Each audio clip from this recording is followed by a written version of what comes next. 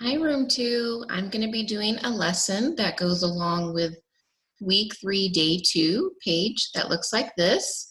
It says Group Writing Glossary Entry. So this is the correct page, and some other things we're going to need are our reading, our focus reading, which is the nonfiction selection of the light around us. And we're going to be talking about the features of a nonfiction selection, what nonfiction books have in there for us to help us out.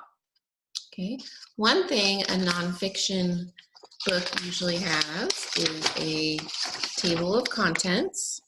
We're going to be talking about that. This is telling us the chapter names and what pages to go to for different topics. And then in the back of a nonfiction selection, there is often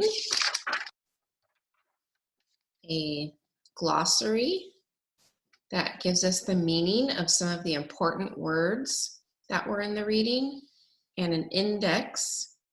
This tells us what page we can go back to on a different topic.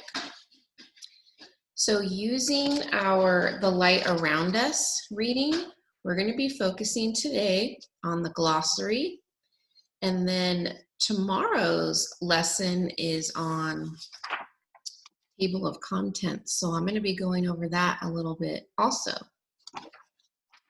So we're going to focus on this in the reading. So if you can find the glossary page, I think I'll even highlight mine in orange. And in a moment, I'm going to be putting on a brain pop that focuses on the different parts of nonfiction selections. So we're going to listen and watch that before we work on our glossary page. Okay, so notice how they talk about the table of contents, glossary, and index in the clip. I'm going to share my screen with you. And let's be good listeners for this brain pop. It's called Reading Nonfiction.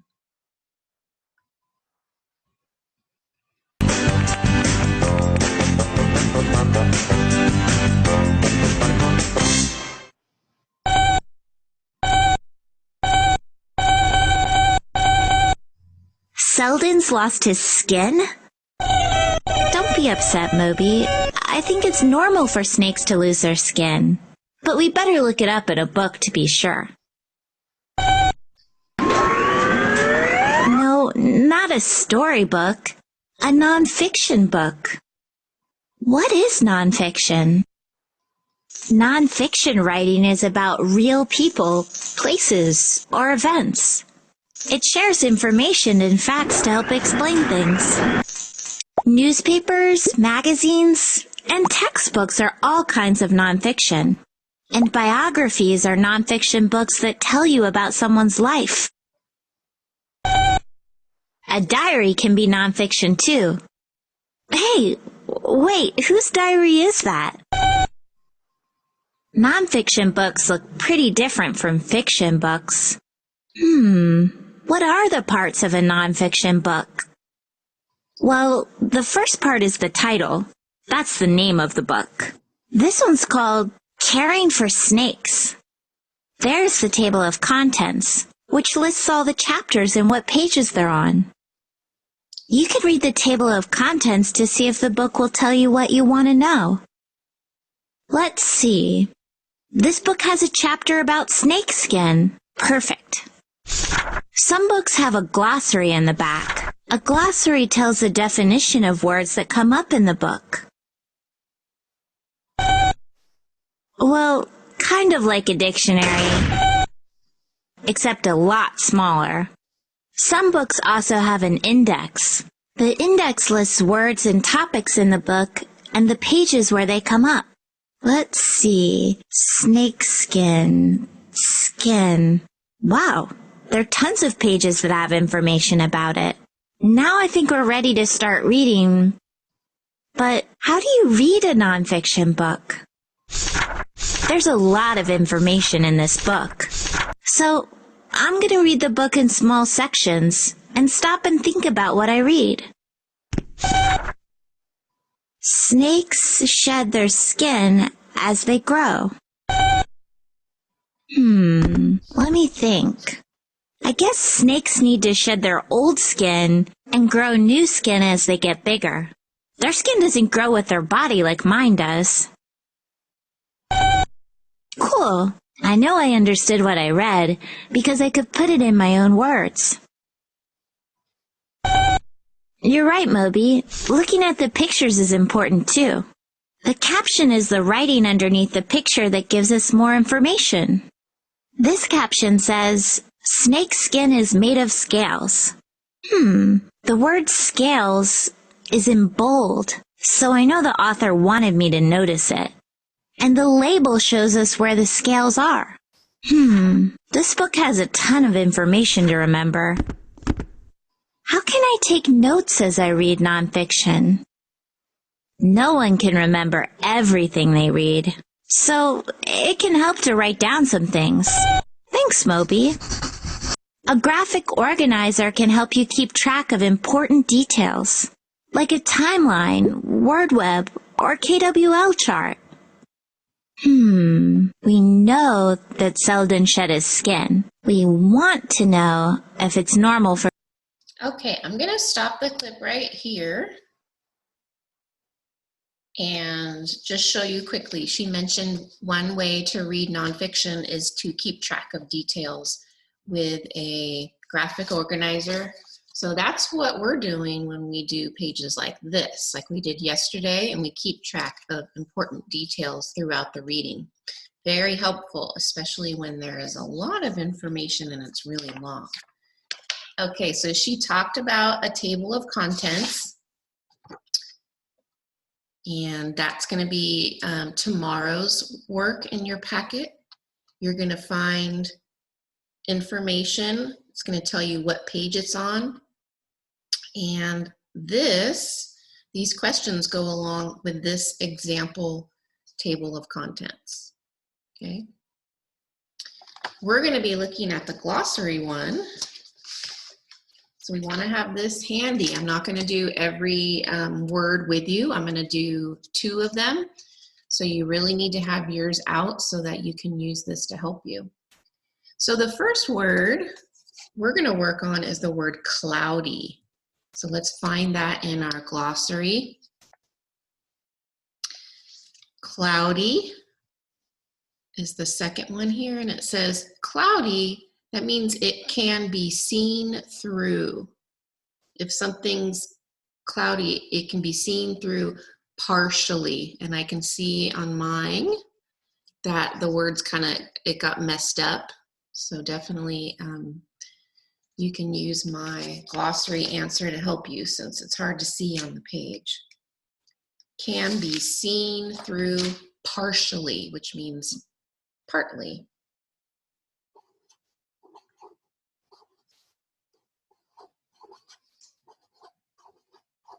Can be seen through partially. It has the word part in it.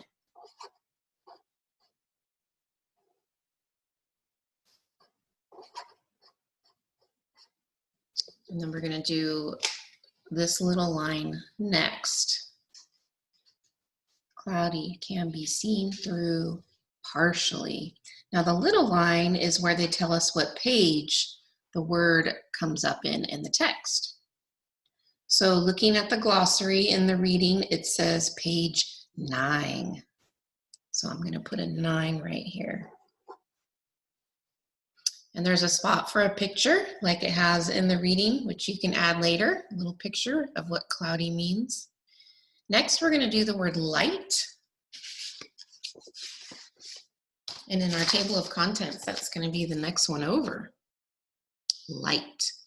Energy, excuse me, energy that allows us, uh-oh, it got messed up again there. It should say to see objects. Energy that allows us to see objects. So I'm going to write that meaning for light.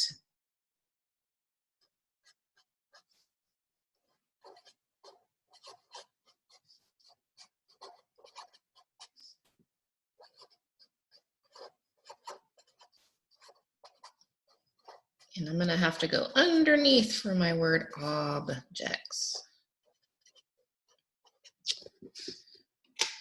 Oh, I didn't really need a period, did I? Because this is not a complete sentence.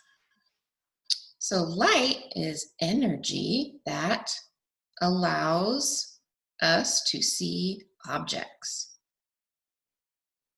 And then we'll put the page number right here.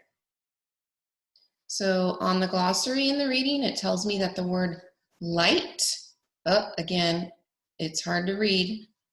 It says it's page 4.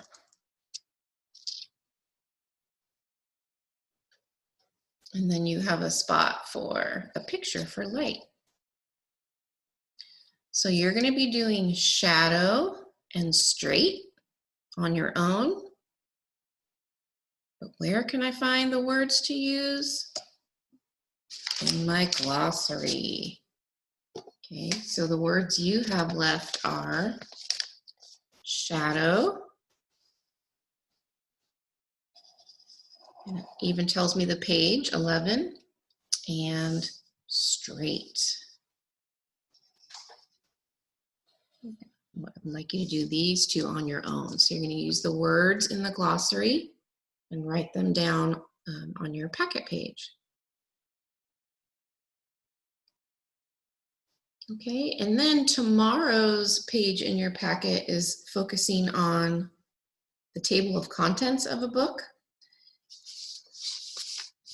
So your page looks like this.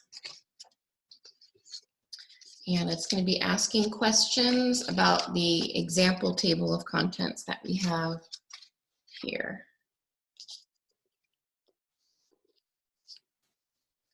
So I'm going to read through my table of contents for the light around us. This tells me the words to think about. That was at the beginning of the book on page 2.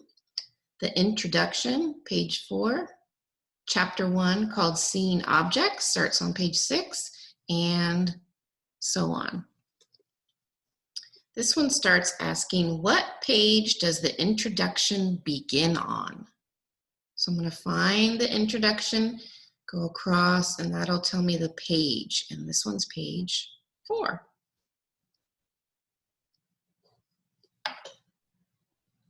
Where can we read about light movement?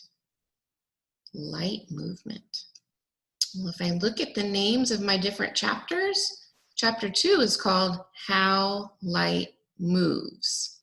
So when it says, where can we read about light movement? I can either write the chapter number in the box, which is chapter 2, or I can put the page number, which is 8. Okay, so that's how you're going to do tomorrow's page, so you can watch this video clip again if you need to. And I hope you have a great day. Talk to you soon.